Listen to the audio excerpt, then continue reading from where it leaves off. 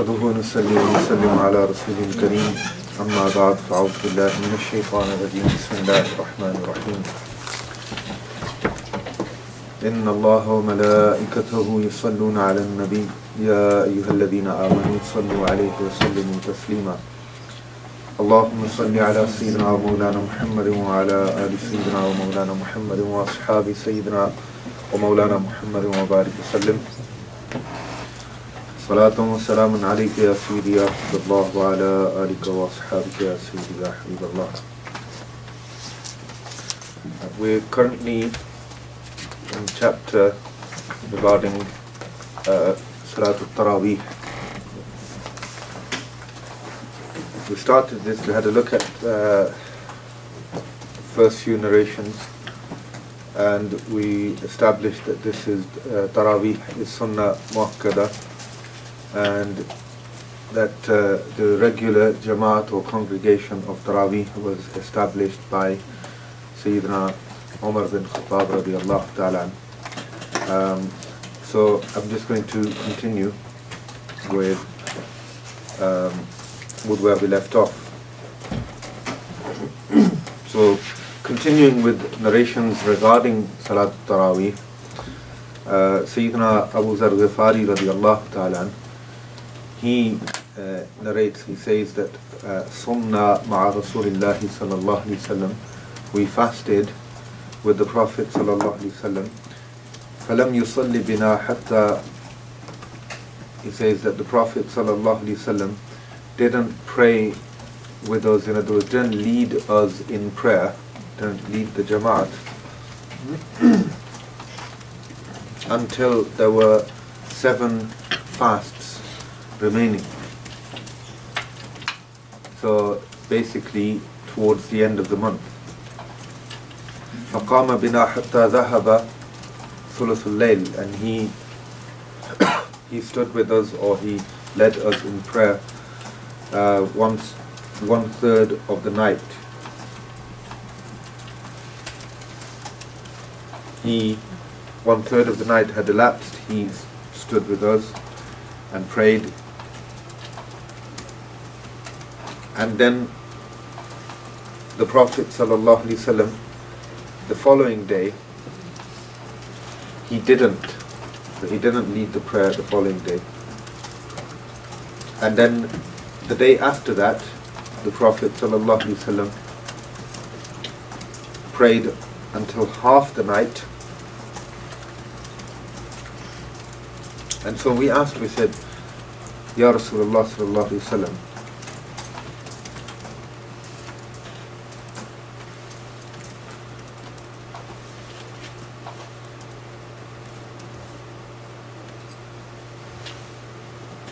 Ya Rasulullah, you could have prayed in the rest of the time, in the rest of that night with us and led us in nafil prayer.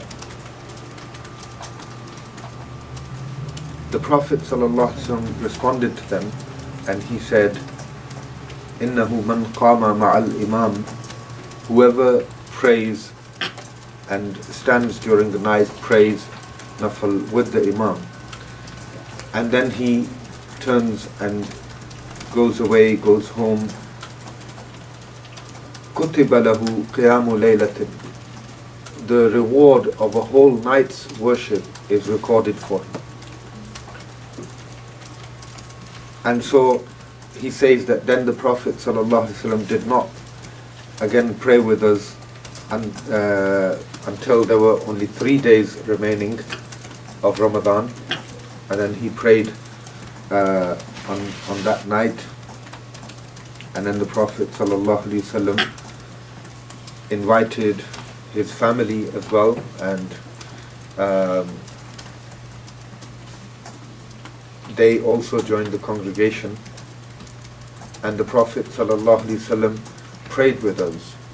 So that prayer was so long that we began to fear, or we began to feel that we may miss suhoor. So that prayer was prolonged.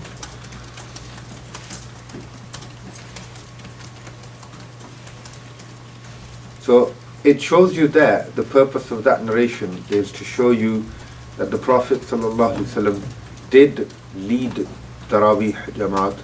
He did establish Qiyam in the nights of Ramadan, but not regularly, which is why it is classed as an emphatic sunnah and not fard or wajib.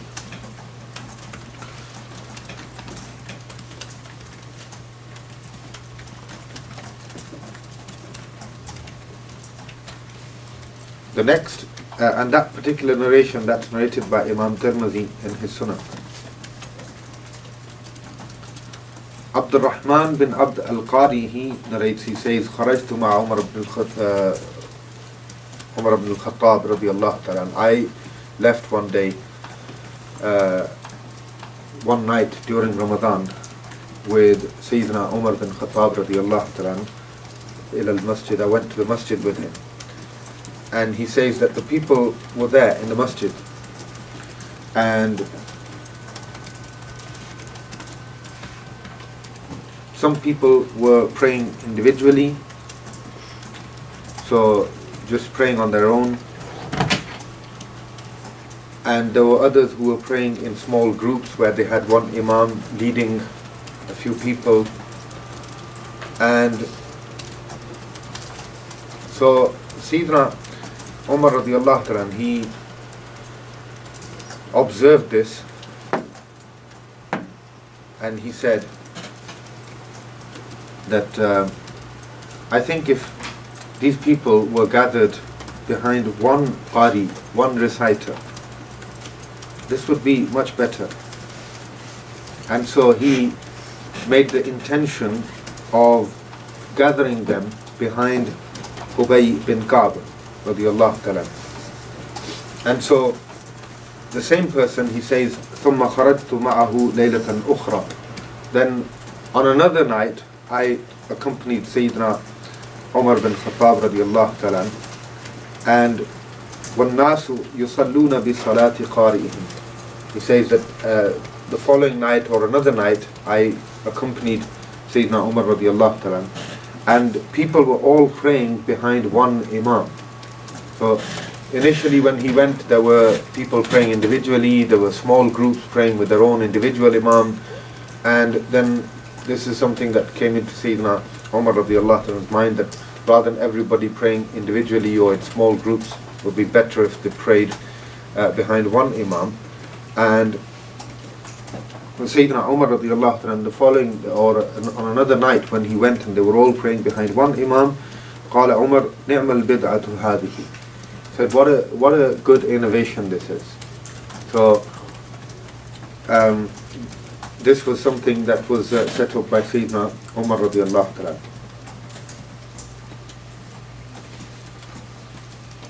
And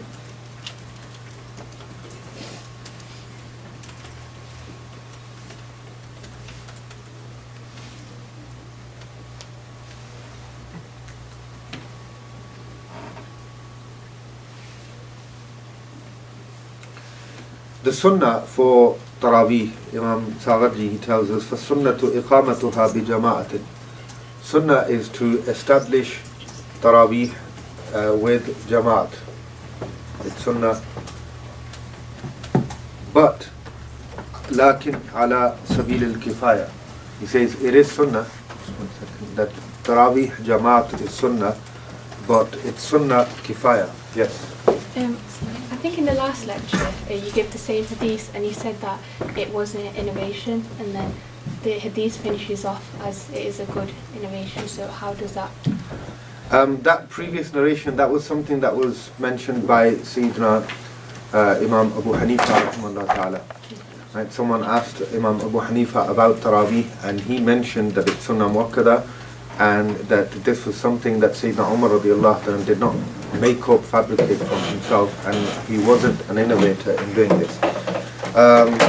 In the sense that the correlation between the two is that it's not an innovation that we would be blameworthy in any way. It's not something, it's not an innovation that could be considered any misguidance in any way. And so it's a good innovation. So where it's saying that it's not an innovation, the sense there is that it's not an innovation of a bad kind.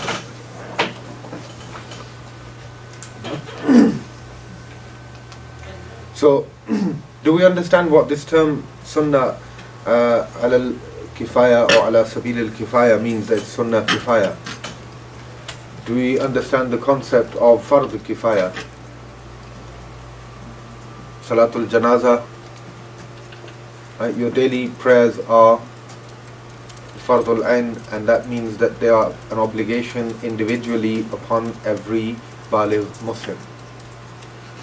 Fard kifaya, kifaya means to suffice, and the connection between the literal meaning and the technical term is quite clear, because kifaya means where if some people do that action, it will suffice from everybody.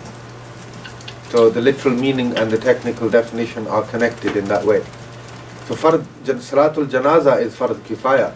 So for example, in the whole community, if a number of people get together and conduct the burial rites and the janaza and so on of a deceased Muslim, that obligation is lifted from the whole community. Obviously only those who participate in the actual proceedings will be rewarded, but the rest of them, they will not be liable for punishment. If nobody does it, then the whole community collectively will be liable to questioning or punishment. And so that's what kifaya means in terms of, it's fard kifaya, it's a communal obligation. If some people from amongst the community establish it, then it's accepted on behalf of everybody, but obviously only those who actively participate will be rewarded. If nobody does it, then the whole community is to blame. So it's a communal obligation in that sense. And this Jama'at of Tarawih is Sunnah al-Kifaya. Imam Sagharji tells us that this is Sunnah al-Kifaya. It means that, or ala sabil al-Kifaya, it means that this is a communal Sunnah. That it is for the community to set this up. So if it is set up and there are provisions available and those who want to benefit from it can, then this Sunnah is deemed to be established from everybody.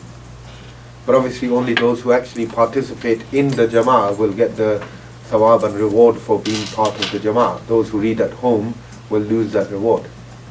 But if there isn't any provisions at all, then that whole community may be sinful for that, for not setting up any provisions for Salatul Tarawih or Jama'at Tarawih at all.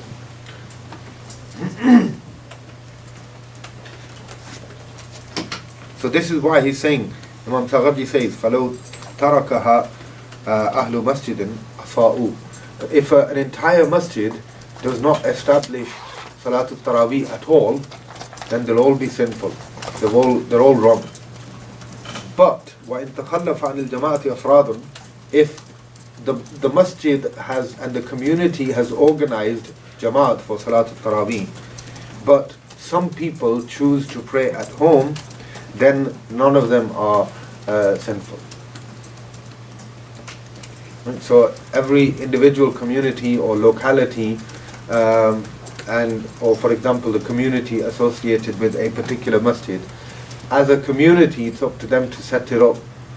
And then once it's set up, then if some people choose to pray at home and the Jamaat is obviously set up as well, then neither will be sinful. But those who don't participate in the Jama'ah will lose the reward of the congregation.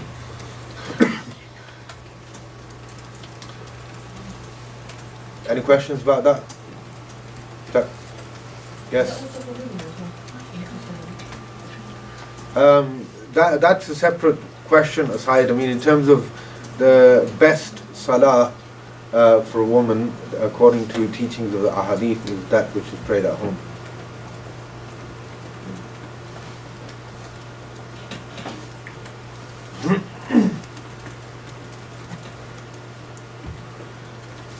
And that's for fara'id, so something which is sunnah and also which is a communal sunnah, I think that would apply even more. Imam Tirmidhi rahimahullah ta'ala, he narrates in his Sunan, he says that اختلف أهل العلم في قيام رمضان, that the ulama are divided in their opinion regarding this qiyam of Ramadan, this prayer of Ramadan or Salatul Taraweeh. So he says, فرأى بعضهم أن يصلي 41 ركعة من الوتر ومع الوتر. He says that some of them say that it should be 41 units including witr. And وهو قول أهل المدينة, this is what the people of the ulama, the scholars of Medina have said. 40 units with including witr. And Imam Saghaji was saying that this is what they implemented in Medina as well originally. وأكثر أهل العلم على ما روي عن علي وعمر وغيرهما من أصحاب النبي صلى الله عليه وسلم 20 ركعة. He says that the majority of scholars are of the opinion that's narrated from Sayyidina Ali, Sayyidina Umar and other Sahaba. So Sayyidina Ali radiyallahu ta'ala, Sayyidina Umar radiyallahu ta'ala, and other Sahaba, other companions of the Prophet sallallahu alaihi wasallam, ridwanullahi ta'ala alayhim ajma'in. And that opinion is that Taraweeh is 20 units.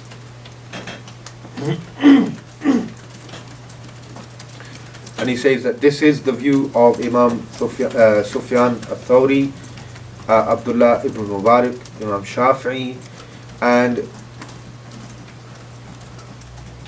Imam Shafi'i, he actually says that this is how I have found, this is the custom and tradition that I have found in our city in Mecca, that 20 units are prayed. So he said this is the practice of the people of Mecca, that they pray 20 units.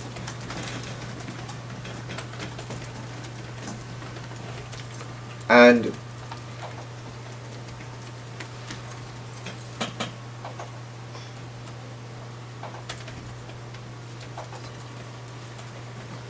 it's narrated from Yazid bin Ruman. He says that كان الناس يقومون في زمان عمر, that the people in the time of Sayyidina Umar bin Khattab radiyallahu ta'ala, during Ramadan they would pray 23 units. And that's narrated by Imam Malik in his Muwatta.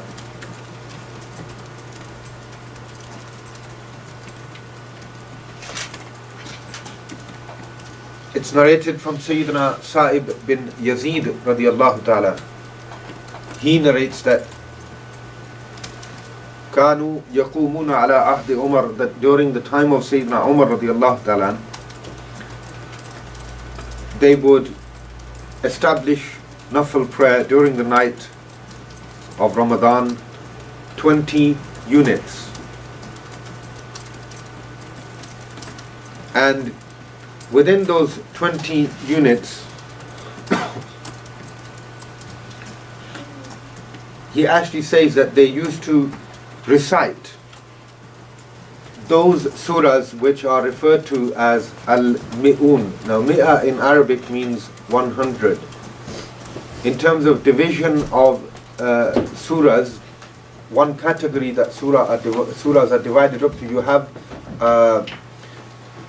7 longest surahs, they form a separate category. Then you have al-mi'un, which are those surahs which have 100 or just over 100 verses, and then you have the rest of the surahs which are referred to as al-mufassal. So there's 3 types. The surahs are divided into 3 categories, surahs of the Quran initially, and that division is based on number of verses in the surah. You have the 7 longest surahs, then you have mi'un, which are which have 100 or so verses, and then you have mufassal, which are the shorter surahs. So he says they would recite in his time those surahs which were around 100 verses.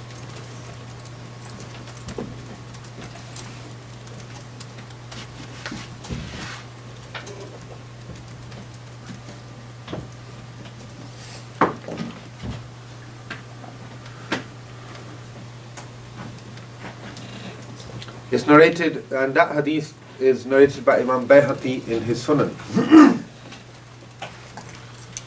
He also narrates from Sayyidina Abdullah bin Abbas radiallahu ta'ala, who says that the Prophet sallallahu alaihi wasallam would pray during Ramadan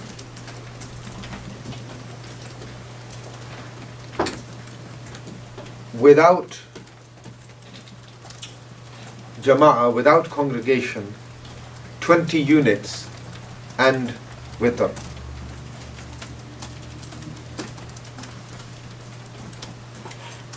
And he says that that is a that in its chain of transmission, that hadith is da'if, it's weak. That particular one, which is narrated by Imam Bayhaqi.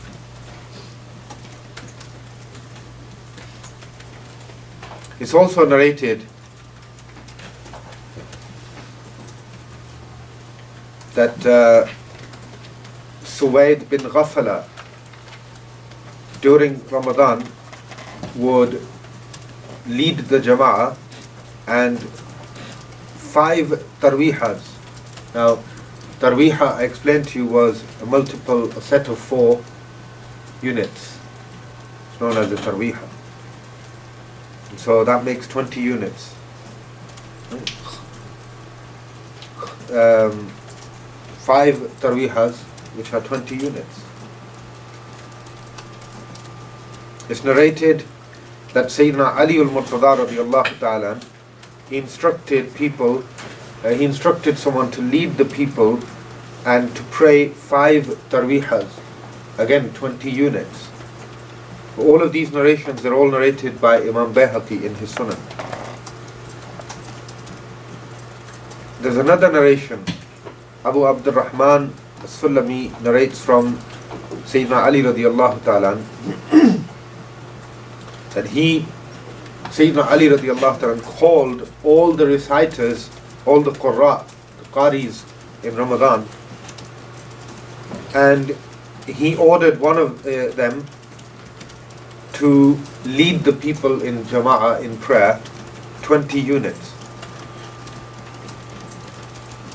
And Sayyidina Ali radiallahu ta'ala would then establish the witr after that.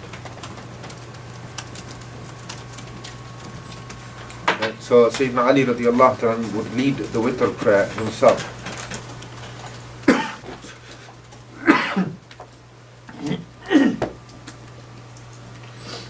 That's also narrated by Imam Bayhaqi in his Sunan.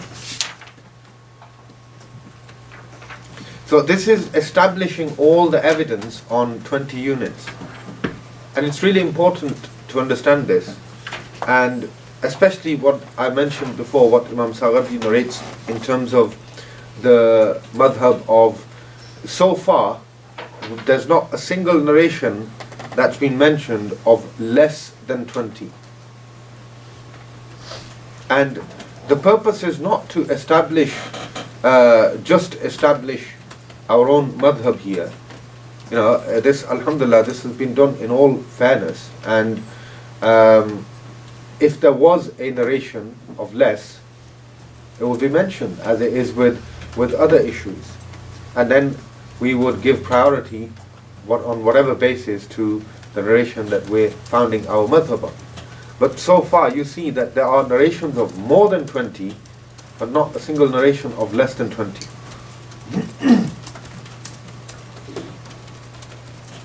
It's narrated that Abu Salama bin Abdurrahman asked Sayyidah Aisha radiallahu ta'ala anha, كيف كانت صلاة رسول الله صلى الله عليه وسلم في رمضان? He said, what was the salah, the prayer of Rasulullah sallallahu alaihi wasallam like in Ramadan? How did he pray in Ramadan?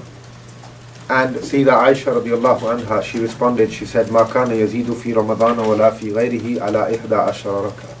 That the Prophet sallallahu alaihi wasallam did not exceed inside or out of Ramadan on 11 units.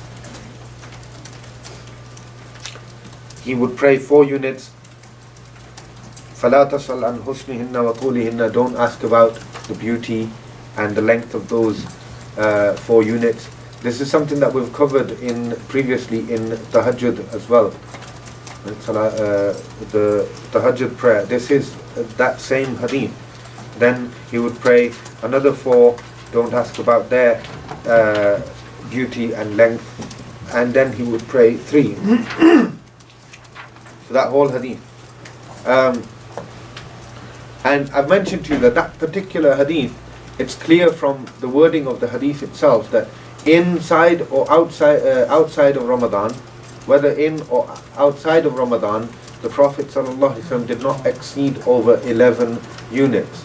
So that means there were 8 units of tahajjud and 3 units of witr that were prayed after it. Otherwise, you'd have to assume that the Prophet ﷺ did not pray tahajjud in Ramadan. Or how will you differentiate and how will you establish what is tahajjud and what is taraweeh?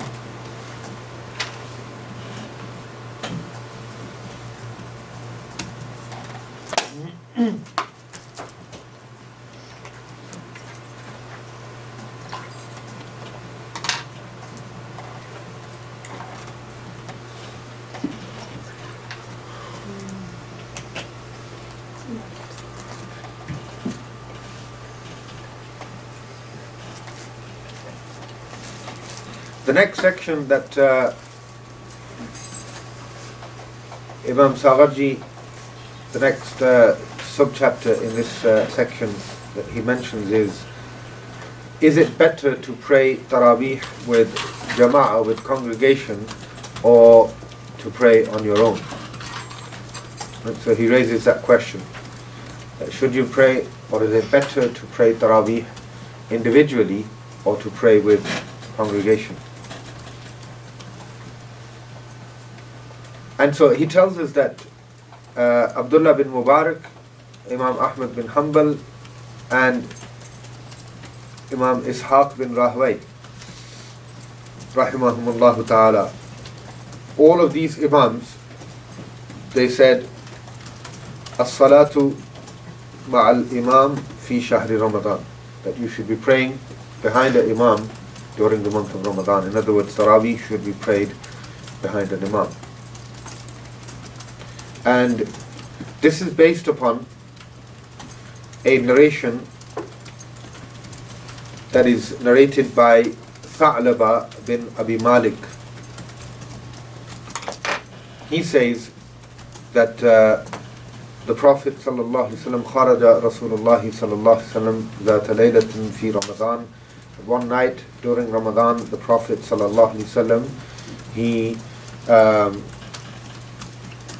left and came into the masjid. So he left his home and came into the masjid.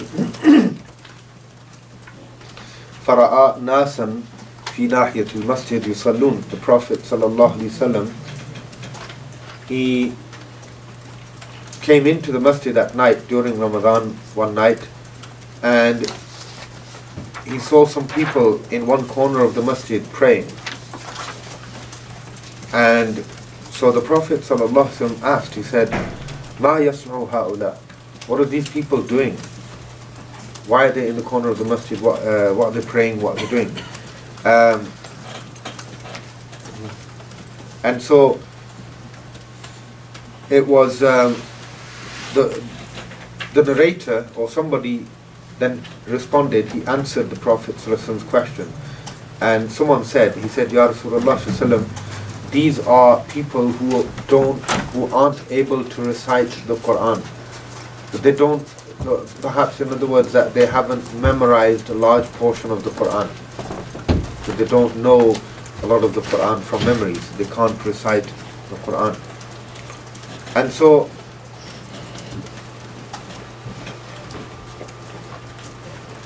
they, because they don't know large amounts of the Quran, Sayyidina Ubay bin Ka'b radiallahu ta'ala, he is leading and he's reciting and they are listening.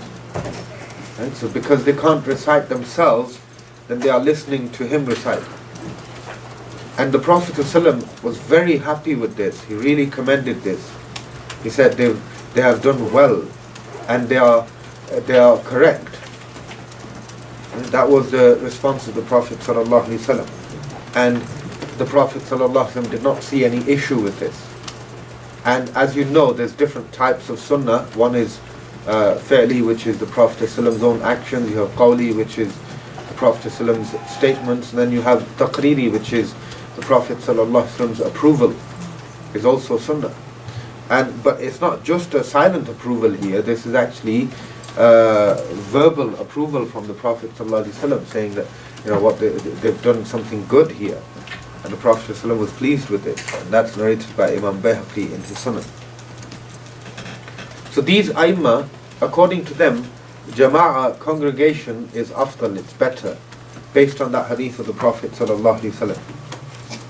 Imam Shafi'i rahimahullah ta'ala, he says that it's better if people pray individually. But إِذَا كَانَ قَارِئًا, if that person is somebody who can recite the Quran and is a qari of the Quran himself, that person should pray individually. His view is based upon this statement that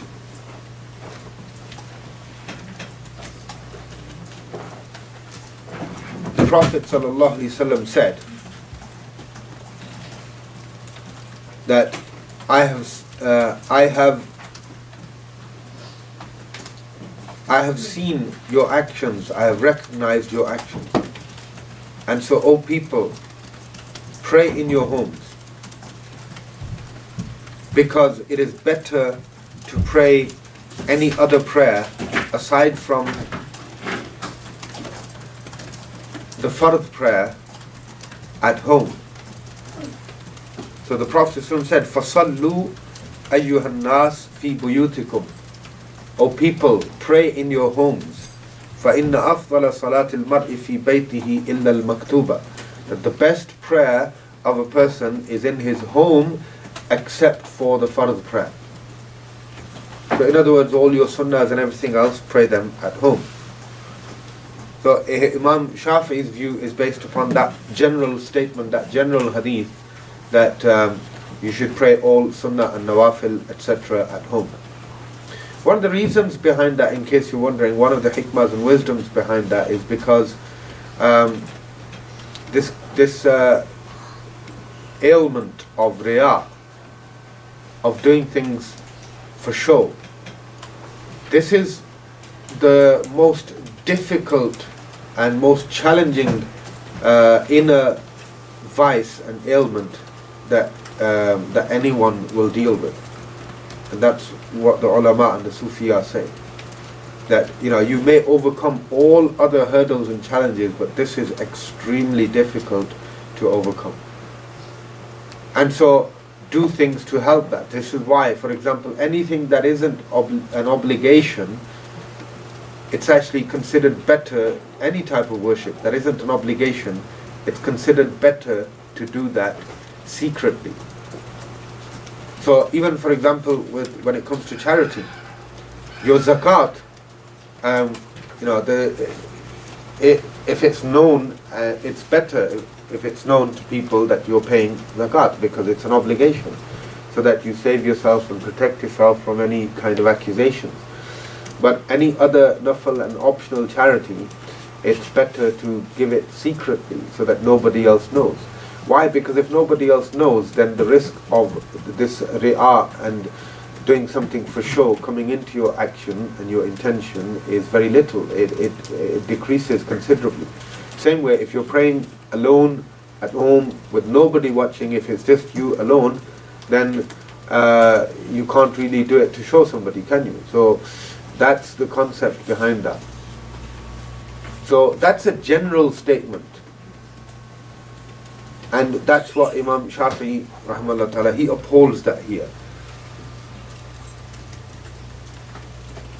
There's also a narration which Imam Mujahid narrates from Abdullah bin Umar radiallahu ta'ala, that someone said to him that, should I pray behind an imam during Ramadan?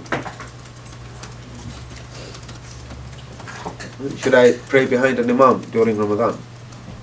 And Abdullah bin Umar asked him in response, he said, are you not able to read the Quran? Are you not a Qari of the Quran?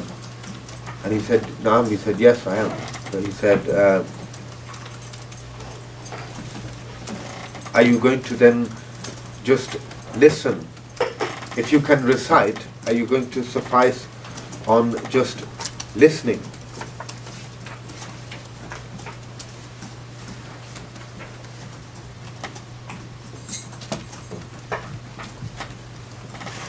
And the word's quite strong actually. He says, are you going to just listen as if you are a donkey? Are you just going to stand behind and listen and not read yourself? So salli fi baytik, read in your home. That's narrated by Imam Bayhaqi in his Sunnah. You do have to take into consideration that obviously our Hanafi view is that this is Sunnah al-Kifaya, the Jama'ah congregation, that it has to be set up by the community. Then if some people choose to pray at home, then they won't be sinful.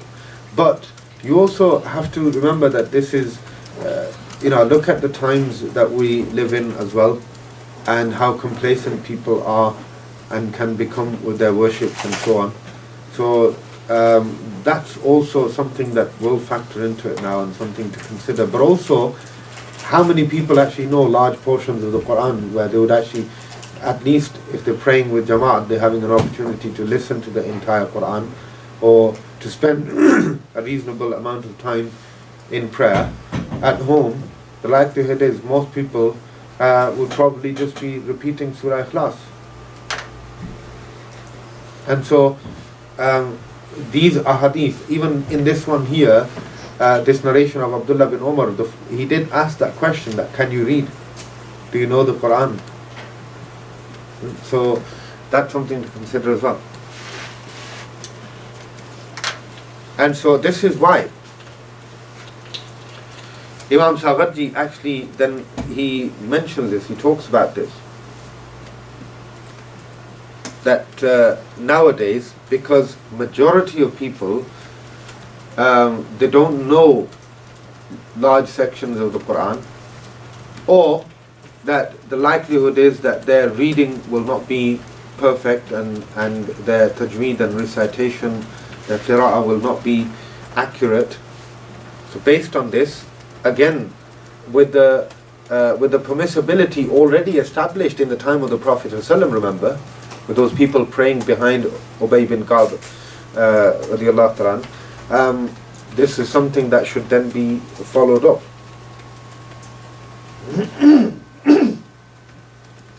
And so he says that you have that problem, then you also have this problem of laziness, where people will become lazy and not pray at home. So looking at all of that, it is definitely better to pray in Jama'at. That's definitely better.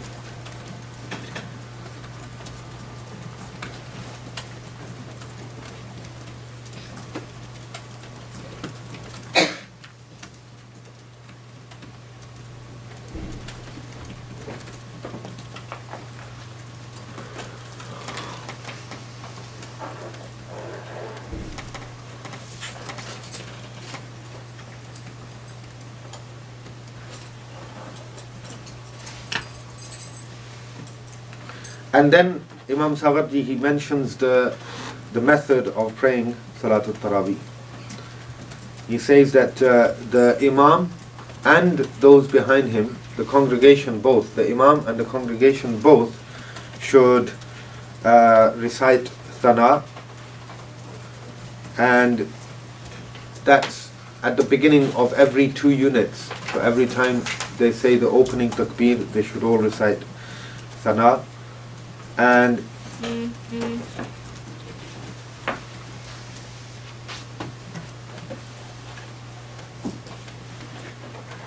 he says that you should avoid anything that's not desirable. And one of the things that he mentions here amongst those things that are undesirable is al-qira'at al-sari'a, reading very quickly. And that's something that needs to be really considered in modern times as well.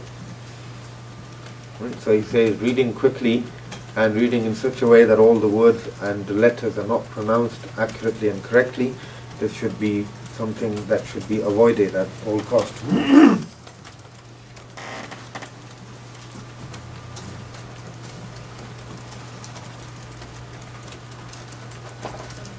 And in the same way, missing ta'awuz or tasmiyah, not praying, calmly and in a contented manner, not reciting the tasbihat calmly and contently, all of these things should be avoided. If you're going to pray with jama'ah, then do it calmly and in a contented manner and pray properly. Don't rush. The time for Salatul Taraweeh, he says, وَوَقْتُ صَلَاةِ التَّرَاوِيهِ مَا بَيْنَ الْإِشَاءِ إِلَى طُلُوعِ الْفَجْرِ. The Taraweeh can be prayed anytime from between Isha, so after Isha Salah, up till Fajr, time of Fajr beginning, not Fajr Salah, up to beginning of Fajr.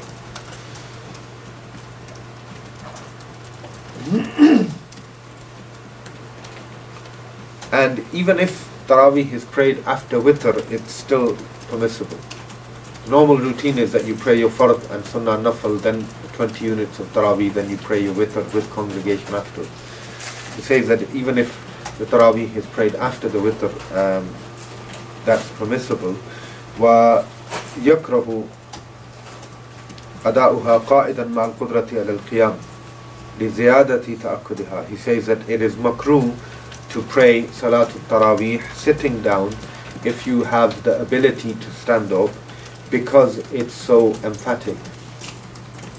So, because it's an emphasized sunnah, an emphatic sunnah, and there's an added emphasis on Taraweeh, therefore, it is, if you can stand, then you should not be praying sitting down. He also says it's sunnah to finish the entire recitation of the Quran al-Majid during Taraweeh, marratan wahida, one time during Ramadan.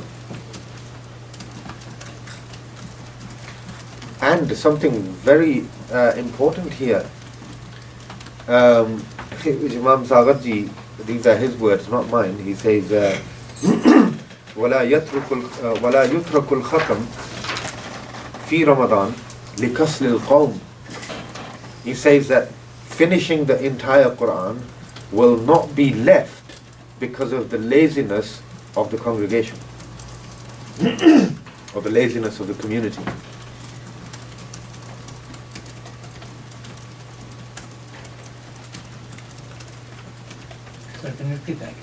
He says that finishing the Quran is sunnah once during Ramadan in Taraweeh, and that khatam of the Quran, وَلَا يُتْرَكُ الْخَتَمْ فِي رَمَضَانِ لِكَسْلِ الْقَوْمِ, that the khatam will not be left just because of the laziness of the community.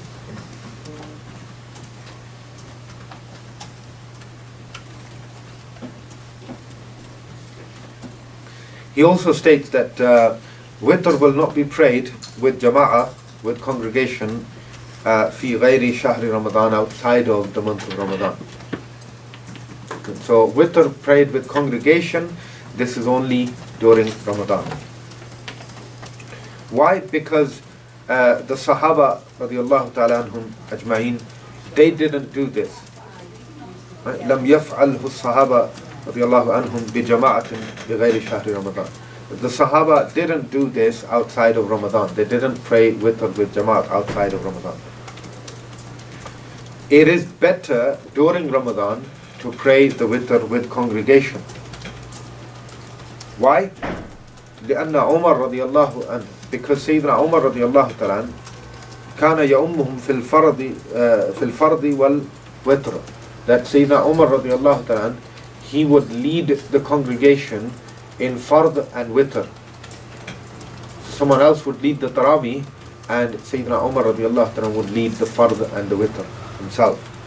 So this is something that's again established and well authenticated from Sayyidina Umar radiallahu anhu. And according to Imam Abu Yusuf, that when the qunut is recited during witr in the third unit, dua qunut, don't recite audibly or aloud.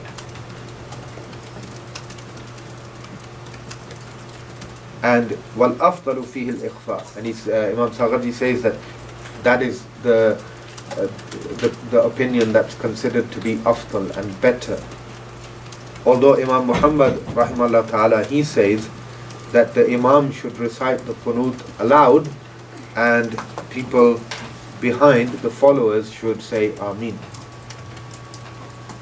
But he says that the other view is afdal and better.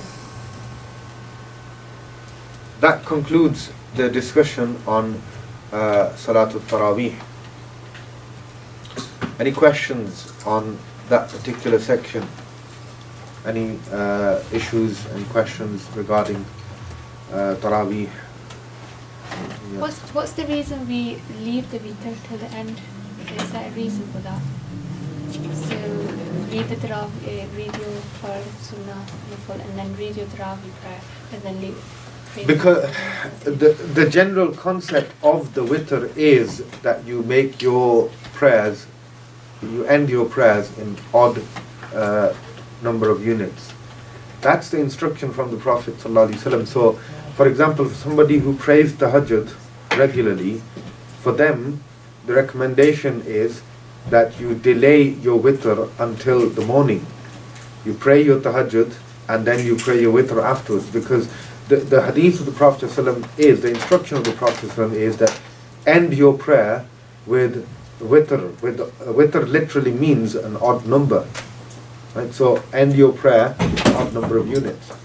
And so again, that's some, to complete the Taraweeh with the odd number of units.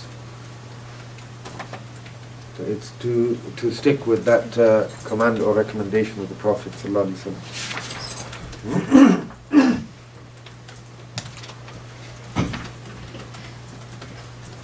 And so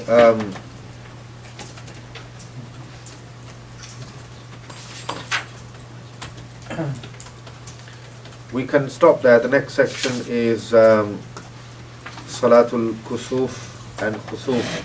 These are prayers that are prayed at the time of a solar or lunar eclipse.